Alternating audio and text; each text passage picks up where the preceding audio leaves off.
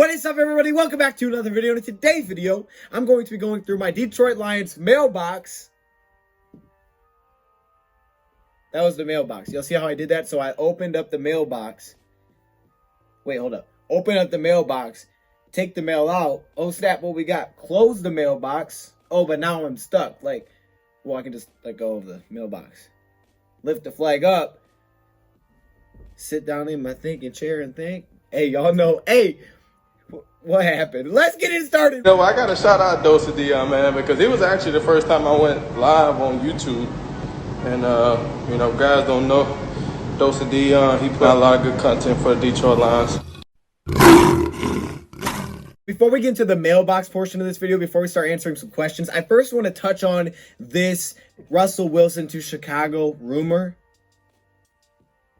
Kind of pains me to say it. So we know this started a while ago when Russell Wilson, I'm pretty sure he said he was tired of being hit. This started a while ago. And now apparently it's kind of gotten to the point where Russell Wilson, and Pete Carroll are having issues. He's frustrated with Pete Carroll. And then February 25th, this is what we were given from Adam Schefter. Russell Wilson has not demanded a trade. His agent, Mark Rodgers, he says this, has told the Seahawks he wants to play in Seattle. But if a trade were considered, the only teams he would go to are the Cowboys, Saints, Raiders, Bears. This little picture, and they're like, oh, where would he look best? I'll tell you what, he looks dang ugly in that Bears one. That's disgusting. Are you kidding me? Are you kidding me, Russell? I saw this rumor on Instagram. Russell Wilson would happily be traded to Chicago. Russell, come on, man. I thought we were friends. You remember that time, I was sitting here and I was like, here's my top 10 quarterbacks. And I put you at 2 or 1. You remember that? Come on, man. I remember that. So now you're going to be disrespectful and say I'd be happily traded to Chicago. I don't even know if he said it or not. But if he did, forget you, Russell. I thought we were friends, man. And then I hear Eddie Jackson. They posted a pic of Russell Wilson in a Bears jersey. Oh, he looks so good. You know what? Where's loyalty today? Seriously, where's the loyalty, Eddie? Why are you not posting Mitchell Trubisky pictures and being like, oh, hey, Bears, I'll help you re-sign Mitchell Trubisky. What is this Russell Wilson stuff, huh? I don't even know how financially this would happen. Okay, so I'm calm because I know it's a lot of dead cap, and there's no way in heck Seattle would trade away Russell, right? Come on, not even worried about it. Go to Chicago. Go to Chicago. Go to Soldier Field. Play in the cold.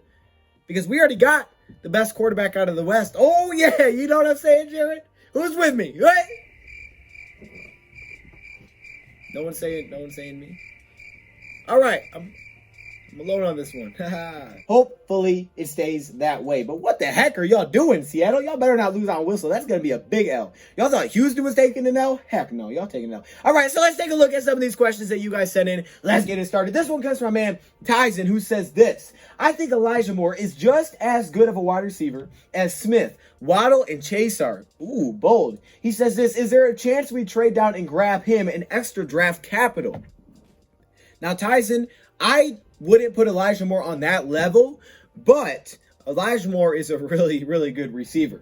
Do I think we could trade down, add capital, and draft him? Absolutely. If that's what you wanted to do, if Elijah Moore is your guy and you want to go first round Elijah Moore, absolutely you could do it. Absolutely you could do it. I don't think this guy goes round 1. I just don't. I just don't see him going round 1. Just how the board lays out, I just don't think he'll fall round 1. I think he'll be a day 2 pick. So if you wanted anywhere, really, to me, in my personal opinion, to get Elijah Moore, if you want to do it in the first round, I think you could land him if you trade it back. So if that's the guy you have your eyes set on and you want a receiver in the first round, yes, I think you could definitely trade back, land Elijah Moore, add some picks. Now, I don't know if he's on that level because I don't think he has that elite trait other than being a very reliable pass catcher, which is not a bad thing. I just don't know if he has that elite trait about his game the other 3 receivers do. Now, Jalen Waddle's injury definitely concerns me. I will say that. Well, I guess he can celebrate. Y'all know what I'm talking about. No? Hey, that snap Elijah. Come on, man. Jalen Waddle, he's just so quick, so twitchy, so fast. I don't think Elijah Moore has that much of a twitch to his game. And then to me, Jamar Chase is just more physical. He tracks the ball in the air super well. I mean, he's just a deep threat, in every sense of the word. Now, he didn't play in 2020, so that's an issue. Elijah Moore's a heck of a player, though. You know, I mean, I think he'll be somewhat limited to a slot role at the next level. Like, I don't think he'll play at the outside a ton because of his height. But no, he's a heck of a player. So yeah, if you want to trade back and grab him, I think you could definitely grab him. And there wouldn't be much concern for me personally about him going off the board in the first round, because I don't think he will. He could. Maybe it'll surprise me. You never know. Every draft has surprises. It would surprise me though if he went round 1. So yes, in my opinion, I definitely think you could. So maybe that's something you want to do. I don't know. Next one comes from my man Tehran here, who says this: what's our absolute biggest need heading into free agency? Well, you guys can let me know in the comments below. Now, I would say running back. No, I'm playing. Hey, quarterback? No. I would say our biggest need in free agency. It's kind of hard. How do you quantify what biggest need is? I would say it's 1A, 1B, probably a linebacker, receiver. That's where I'd put it, because, oh, are you kidding me? Hold up. Oh, do you? Huh. I think receiver is going to need a lot of depth. And, of course, you know, what do you do with Kenny Golladay is going to be a very, very big factor. But even if Kenny Golladay is brought back, I mean, just because of the money you have in free agency, it's going to be a very big need this offseason to get some depth there and actually some talent as well. But I think linebacker just needs talent. I really do. I think it's going to need depth. You know, I think a guy like Jared Davis could be brought back. I think Ragland could be brought back with his ties to our linebacker coach. But for the most part, like, we need talent there. I feel like we just need talent regardless of the defense that we go to. So I'd say 1A, 1B linebacker. I'd actually slightly give the edge to linebacker just because I feel like it's just needs a lot of work. But receiver is definitely up there. But I don't think there's another need that's that pressing. I think there's a lot of needs. I just don't know if there's one that's that pressing. I would say behind that would be running back, cornerback depth, safety, definitely a safety. I would say those are behind it. Safety is actually really close. It'd be, you know what, probably quick order. I'd probably go linebacker and receiver like right next to each other, safety, running back, and I'd probably throw cornerback depth in there. Now, that's not saying because, hey, this is our biggest need, that means that's where our 7th pick goes. But that's probably how I'd order those. Just, you know, off the top of my head. Next one comes from my man Nicholas Aaron, who says this: Dion, if draft and coaching ends up being average and golf plays all 16 games, what would you say our possible range of W's and L's this season? Give me a low point and a high point, please. Oh, Nicholas, that's tough. That's tough, man. We got so many questions that are unanswered, man. So you're saying if the draft and coaching ends up being average and golf plays all 16 games, I think we play 17, but I know what you're saying. That is a tough question to answer, because for me, the NFL, man, it really can be a game of one play, where one play can completely change a game and completely win or lose the game. So it's really difficult for me to answer that, not saying free agency. I would say an average draft and rookie season, they're not going to be at their peak. So average coaching is probably better than before. I mean, you know, golf being healthy would be great. I don't think golf is I think he can change a game, but I don't think he's as much of a game changer that maybe we had at the quarterback position before. However, I think he can play well with a good team around him. That's just a really tough question to answer. I don't know. I would say, you know, if we're average in those areas, if we can, you know, get everybody playing better and average coaching is that much of an upgrade from last season's coaching, I would say optimistically a playoff team. And I would say pessimistically, probably 3 to 4 wins. Probably 3 to 4 wins next season out of 17 games. So, yeah, that's just really difficult to answer, though. I'm sorry I can't give a better answer than that. Do you think – I will at some point, though, just not yet. Just too early. Do you think signing the Carolina duo, Trey Boston and Curtis Samuel, is it possible? That would be something, wouldn't it?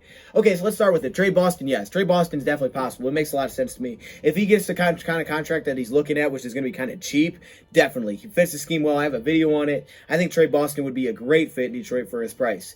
Now, Curtis Samuel's a little bit different. So we're talking about Kenny Golladay potentially being franchise tag, which is about $16 million this season.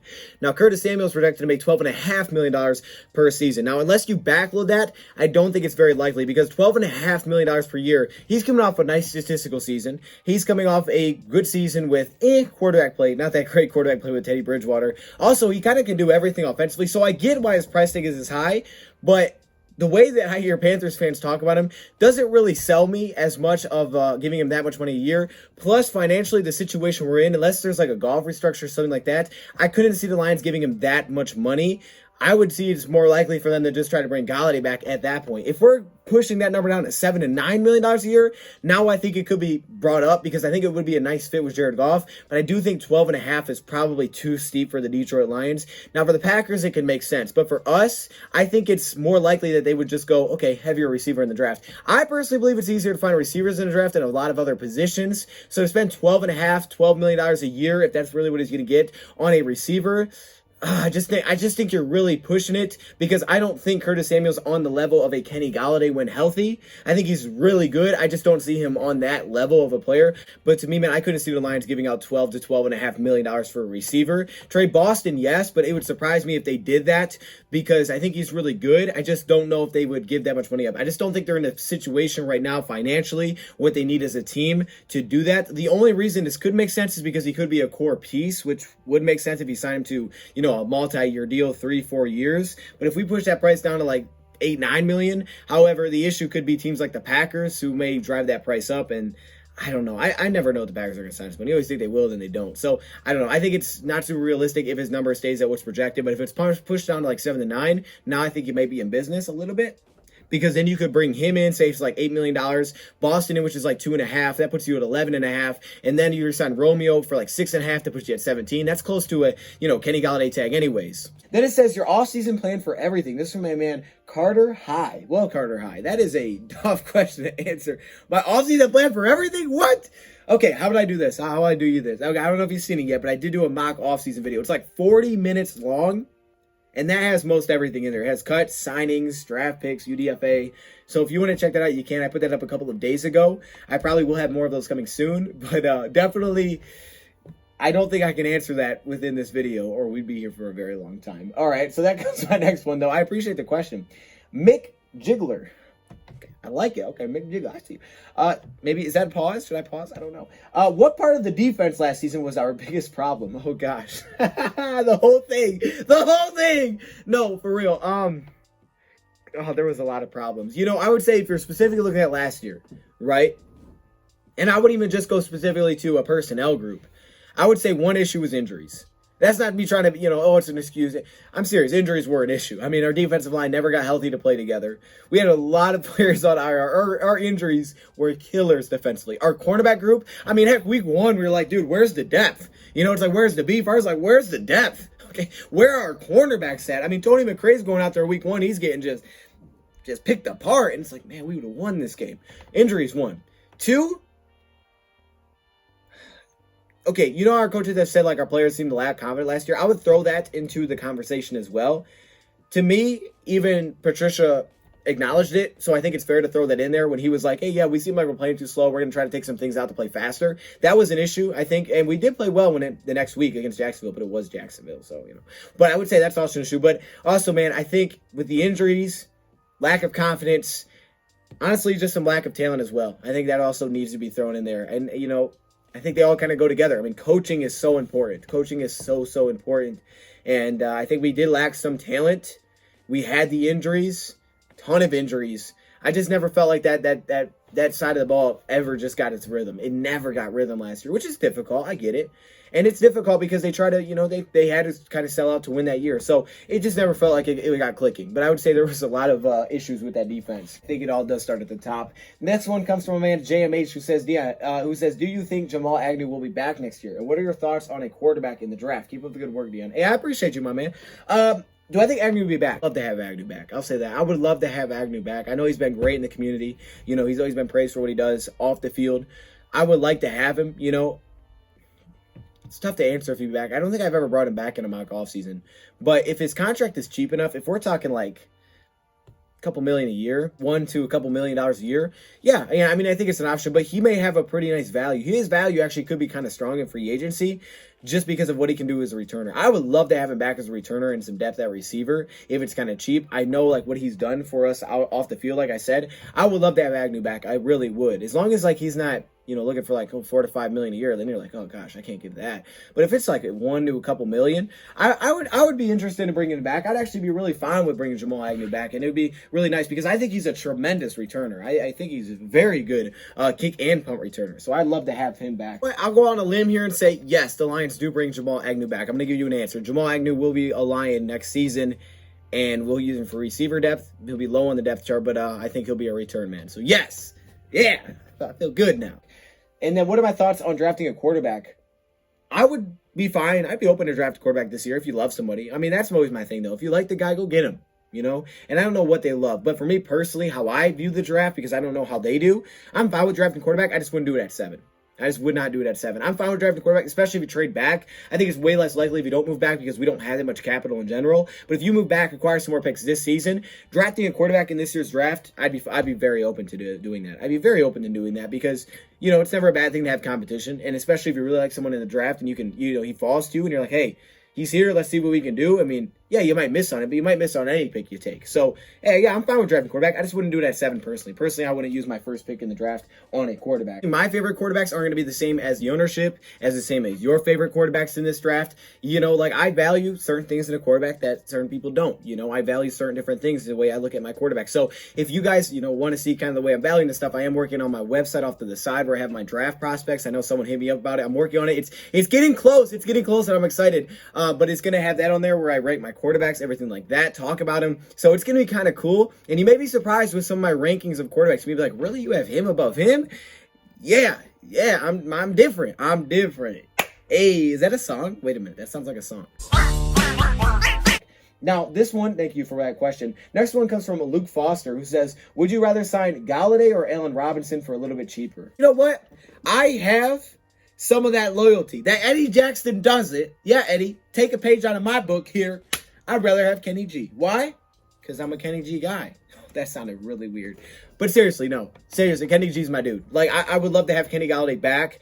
Now, how much cheaper are we talking, though? A little bit cheaper. Like, if it's the same price, I'm taking Golladay because Galladay's my guy. You can't ask me these questions because I don't know. Golladay is my dude. I loved him. I was really hyped when he was drafted here.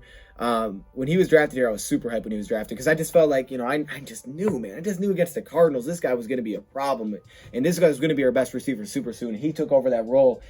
I'm hoping, you know, that we're able to figure out a deal with him. But who would I rather have? I have to say Kenny Golladay, but that doesn't mean that if Allen Robinson was signed here, because I know a lot of people say Allen Robinson. If Allen Robinson signed here instead, I would be the biggest Allen Robinson fan you could find. I would definitely be that. So their philosophy, at least from Chris Spielman and what it sounds like they're going to do, is they want to build through the draft. So that means you're going to have to draft really well, add pieces in free agency, you know, that they feel that they need, but not buy the locker room in free agency. So they want to extend those players that they drafted. So that tells me that the Lions are going to do what they can to try to bring Golladay back, but that's also applies to Romeo. Now, I guess Romeo they didn't draft, but I have a feeling they're going to try to bring back Golladay. They're going to really try, and Romeo as well. Like, if that's all they can do, they'll try to do it. It's just whether or not they'll be able to come to an extension agreement with Golladay, because the tag might be very difficult just because financially I think the Lions would probably prefer an extension over a tag. And a restructure, they could possibly backload a little bit, plus it would be having one of your core guys. Yeah, I guess I'd go with Golladay there, but that's just a tough question. And then this one comes from my spicy toaster, who says, does pineapple belong on pizza? I don't know. I've never had pineapple pizza. I would say, like, pineapple on pizza. Like, I'm trying to think. That sounds like it could be good. Yeah, that sounds like it could be good. I mean, I can see how that could be good. Yeah. Heck yeah, if you like it, you know? Hey, watch them carbs, but if you like it, you like it, man. Who would be your preferred pick at number 7 for my man Brendan Woods? Who, my preferred pick? Wow, I'm going to get some hate for this one. Mac Jones. No, I'm playing. Come on, man. Calm down. I can already see people typing. No, my preferred pick at 7. Now, personally, I wish I could interview the players and I could know the backstory to a lot more of this stuff. I look at it like this. My preferred option, number 7, would be trading back. I would love to move back. I wanted to do that last season. We didn't get to pull that off. Apparently, there was no offers. Hopefully, that is the case this season. Not the case this season. Hopefully, we can move back. That'd be my preferred option, is to move back. If I had to take somebody at number 7, just based on the field alone, it would be probably Micah. However, the off-the-field stuff is very concerning. I never got to talk to him. I don't know how he is, you know, how the kind of vibe I'd get off from him, the kind of feel I would get.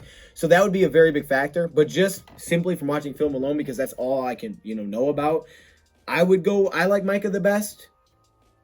Because I personally believe that I can find receivers throughout the draft easier than I can. And I think a linebacker, like I said, is 1A, 1B with receiver. But I think I can find the receivers easier than a stud linebacker. I think Parsons is a stud. I think the guy is an absolute elite stud at the linebacker position. So I would prefer that player for just going player specifically. That being said, I am a fan of a pretty good amount of linebackers, potentially through 3 rounds, maybe 2 rounds. So if we got to trade back and acquire more picks, get that and receivers, man, I'd be living it up. Hey, more picks, the better, right? The only issue is we'd have to wait longer for a draft pick, which is always sad, but it's always worth the wait. Sometimes worth the wait. Sometimes. sometimes it doesn't turn out worth the wait. My preferred option, though, would be to trade back. This one comes from my man Kyle, who says, what do you think TJ Hawkinson and Swift's ceiling is? Their ceiling. I would say Hawkinson's ceiling is the best tight end in the league. Seriously, I think his ceiling is the best tight end in the league. I know what Anthony Lynn has done with some of the better tight ends, how great they've been, and I think he's going to get as much production as you could ask for. You know, he's going to get a lot of opportunities. I can see him be the best tight end in the league statistically. And then you asked me my Swift ceiling. I think Swift ceiling is the best that Swift could be, to me, is a 3-down back that does rotate with another back because he's not going to be ever the bell cow that gets every single snap at the running back spot. But the split between receiver, running back, and, you know, top 10 running back. You know, be like Alvin Kamara type of kind of guy. I mean, I think that's a ceiling as like an Alvin Kamara type of player in the league, and that's a high ceiling. That's kind of how I would say it because he just can do so much. Angelo, who are your least favorite prospects that have a lot of hype? Oh snap! I'm gonna give fought for this one. I can't answer this. I can't answer this. Wow. How to get dislikes 101, right? These are my opinions. You can have different ones. If you like these guys, I'm sorry. My least favorite prospects that have a lot of hype. I wouldn't even say I don't like them. It's just maybe they, to me, are a little overrated. You know, I guess I would go with Gregory Rousseau. I don't love Gregory Rousseau like some do. I'm not saying he's a bad player. It depends where you rate him, right? I mean, if you're saying, well, he's a first-round talent, yeah, I could give you that. If you're saying he's a 7 pick, no. Top half pick, you're pushing it. I don't like Gregory Rousseau that much. I like Kwity Paye better than Gregory Rousseau. I think Rousseau is just so raw right now. Like, I know he's got a high ceiling because of his size, but oh my gosh, is that guy. Like, he doesn't have really any type of pass rush moves, and he's just super raw. Honestly, Trey Lance and Justin Fields would also be on there for me. I don't love it. I mean, the one thing I love about I like Fields' leadership. I think he's a true leader, so I like that about him. That's what I've seen personally with the eye test, and I like the physical tools with Lance. But I don't buy either of them that much. I don't think he reads the defense consistently well. He tries to make things that aren't there happen, and he turns the ball over. He doesn't give up on a play. I don't think he'll be a bad quarterback, but I wouldn't take him at 7. I don't like him enough to take him over a position of need at number 7. Trey Lance, I'm even a little bit lower on. For me, Trey Lance, man, the accuracy is such a big issue. And I know it's like, well, it's just accuracy. But accuracy is important, man. People like him. I don't think they're bad players. I think they're solid prospects. I think definitely Trey Lance could benefit from sitting behind somebody. If he gets that opportunity, he could definitely be at some point a good quarterback in this league with really good offensive coordinator that puts him in a position to try to replicate as much as possible what he's good at, which is kind of what Anthony Lynn did a really good job with Justin Herbert. But I would throw those two guys in there. I'm just not in love with them, either of them personally. And Chuba Hubbard, I think Chuba Hubbard has a lot of upside, but I don't think he's a top 5 running back. I've seen people list him at like number 2, number 3, and I don't see it. I think this past year, I just didn't see him make enough guys miss off the snap. I know I put him in my top 10, but he's not a top 5 running back to me in this class. I don't buy it. I know he had all the production in 2019, but he got the ball so many times. Like, Chuba for something with me, it just ain't there. It just doesn't click. Jonathan Taylor, I like Taylor. I liked him, but not as much for Chuba. Love that speed, though. My gosh, can he fly. So I would say those guys, would fall into that category. This one comes from my man Spencer, who says YouTube or Instagram. Oh, gotta go with YouTube. Come on. Hey, YouTube, you like that I gave you that answer? Come on, man. I'm advertising for you. YouTube, I love YouTube. It's the best social media platform ever. Instagram's dope though. I like Instagram. I like scrolling through it. It was great though because I can play like a video game and put YouTube off and hey, if I don't want to watch a movie, I can watch someone do a YouTube video. If I want to eat a bagel, okay, I'll eat a bagel and I'll watch a YouTube video. I want to let's not say that. If you want to go to the bathroom, you can watch YouTube. Instagram's nice because I can scroll through it, but I can't do it long term. Okay, I'm bored scrolling through. And if you don't follow enough people, then it's like, oh my gosh, okay, though, I'm seeing the same post yesterday. But if you follow too many people, you're like, why am I following so many people? I don't have that issue. I don't follow that many people. But you know what I'm talking about. What? Pain never end. M-Dog. No, the pain never ends, man. We gonna be trashed. The pain will end, man. The pain. You know what? I feel like the pain ends. Okay, we haven't won a Super Bowl, but everybody has pain as a sports fan, right? Even the people that win a Super Bowl, they lose one week and they're like, oh, there's pain. There's pain every time you lose. But there's joy. I think if you look holistically and you're like, oh, yeah, we haven't, won a Super Bowl, we haven't won only one playoff game, it's like, oh, this is all pain. But, if we're being real and stuff, there's been a lot of good moments. there should have been a lot of good moments watching Lions so far, right? If you're doing it right. I know last season, yeah, it was painful at how it ended, but there was still some really awesome moments. I mean, that Falcons game is one I'll never forget. That was one of the coolest games. Cardinals game was a great moment. And even in losses, there's always great moments. There's great things, and I think YouTube has made it even better. So I think, yeah, there's always pain, but for every fan has pain because they lose. You have bad moments, injuries. You hate it. Which email? Oh, yeah, send mock drafts to DoseOfDion@gmail.com. Lafayette, American, or both. Is that the Coney Dog thing? Dude, I love me some Coney Dog, so hold up. I was both. Do you see Owusu playing safety or linebacker in the NFL? The guy from Notre Dame. So Jeremiah Owusu-Koramoah. Do I think he plays linebacker or safety? Man, he's so small. I think he'll play like a slot/linebacker role. I don't think he'll play actually that much at safety. I have a feeling they'll try to make him more of a linebacker. I just don't know how he's going to fit. I'm so worried about Owusu-Koramoah. That's someone else I think you could throw onto that because I just don't know how he's going to fit in the defense. I don't think he'll play that much safety, maybe like a box safety, like technically on certain downs. But I don't think, he'll line up deep as a safety. I don't see that happening. So more of a linebacker/slot that can line up as a one-on-one in slot downs. It's going to be weird, though. It's going to be really weird. It's going to be a tough challenge. Whoever takes it on, man, they're going to have to be prepared to try to fit him into a defense. Forward field cursed goalpost set a record for most mixed kicks that season. Oh, my God. Yo, you remember how much people would miss kicks in Detroit? Go with no. You know why I'm going to say no? Because Matt Prater is going to get re-signed, and he's going to bounce back. He's going to make every single kick, every single one he takes. But the other teams will miss a lot. Just not enough because Matt Prater will overcome. We do have a lot of missed kicks in Ford Field. That is facts, though. That's really big facts, though. That's funny. All right, here we go. Let's see. Without looking it up, this is from Spiffy Lex. What flavor is the blue Kool-Aid? Is there an actual answer to this, or do I have my own answer? Blue Kool-Aid. Well, you would think blue raspberry or something, but no. Or blueberry. But it's really cotton candy. No one knows it. Or it's strawberry banana, but it's shaped in blue color. I'm gonna go with cotton candy though, because I just want it to be cotton candy. Okay. Do we have any more? Why the heck do we suck? You see kids, take a seat. Let me tell you a story. It all started back on one fine evening morning. The dogs were out. The sun was chirping. The birds were eating grass. Along came a big grumpy old troll.